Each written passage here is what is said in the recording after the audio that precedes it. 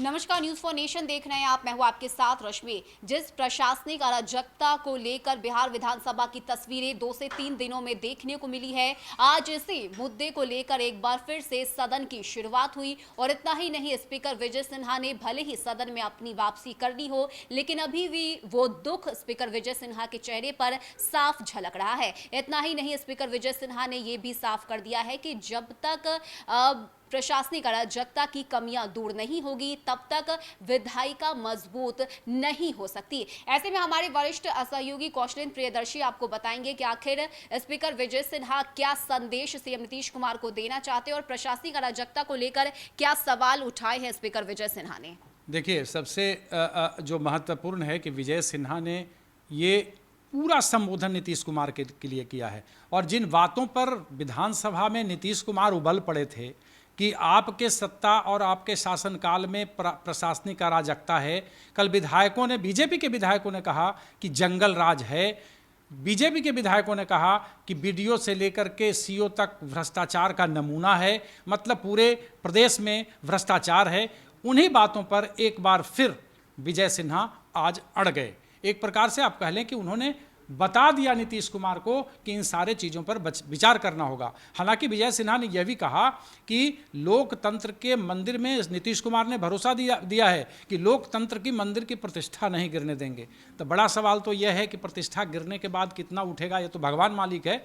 लेकिन विजय सिन्हा ने अटल बिहारी वाजपेयी की एक कविता पढ़ी थी, उद्यानों में, वीरानों में, अपमानों में, सम्मानों में कदम मिलाकर चलना होगा, घोर घृणा में, पूत प्यार में, क्षणिक जीत में, दीर्घहार में कदम मिलाकर चलना होगा।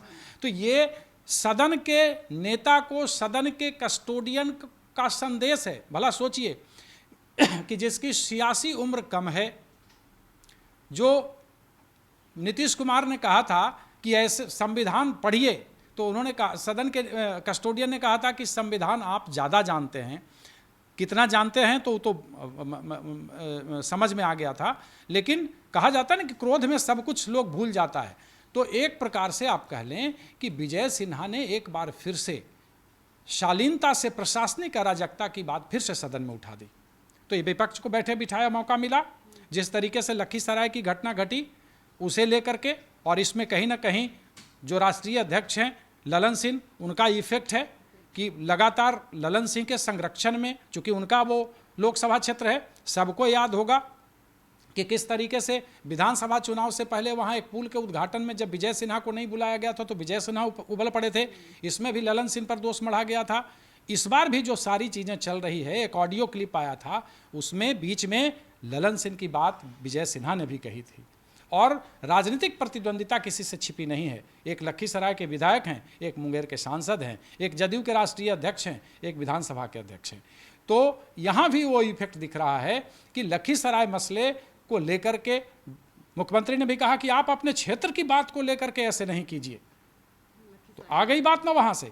तो फिर से एक बार प्रशासनिक अराजकता, जिस तरीके से भ्रष्टाचार है, जिस तरीके से सदन में सत्ता का व्यवहार है, विपक्ष की बात छोड़ दें, विपक्ष की भी बात कह रहे थे, तो विजय सिन्हा घुमा फिरा कर, वो होता है ना कि जिलेबी गोल है, फिर वहाँ लेकर के चले आए कि हम छोड़ने वालों में से नहीं हैं। शालीनता से ही आपको जवाब देना होगा। जिस दिन जवाब पलटवार कर रहे थे विजय सिन्हा, उस दिन भी उन्होंने कहा था कि लखीसराय मसले पर मुख्यमंत्री जी ही जवाब देंगे, यही सदन को अवगत कराएंगे। हालांकि आज 16 तारीख की ही बात थी, लेकिन अब विशेषाधिकार समिति की बैठक 25 तारीख को होगी। इसे लेकर के डीजीपी को बुलाया गया, मुख्य सचिव को बुलाया गया, सारे लोगों को बुलाया गया। तो ये कहीं ना कहीं से नागवार गुजर रहा था, क्योंकि इससे पहले ये काम सिर्फ मुख्यमंत्री किया करते थे इस प्रदेश में। बाकी विधायकों की हैसियत तो विधायक खुद बताते हैं कि जैसे विनय बिहारी ने तो गाना ही गा दिया कि पता नहीं विधायकों के बारे में कहा था कि वो क्या हो गए, हम उस शब्द का इस्तेमाल नहीं कर सकते। तो जहां इतना उबाल भीतर से हो, तो सरकार तो सीधी बात है कि मजबूरी में चल रही है। तो कुल मिलाकर के पूरे संबोधन में एक बार फिर से जिलेबी गोल है। विजय सिन्हा फिर उसी चीज़ को वहीं लेकर के चले आए कि भाई प्रशासनिक अराजकता पर विचार कीजिए।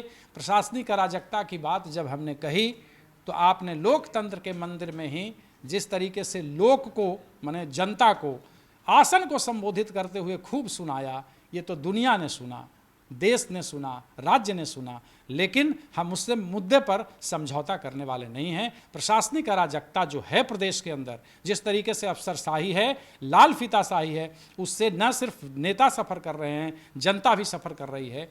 इस पर आपको बात करनी होगी, इस पर हम आपको छोड़ने वाले नहीं।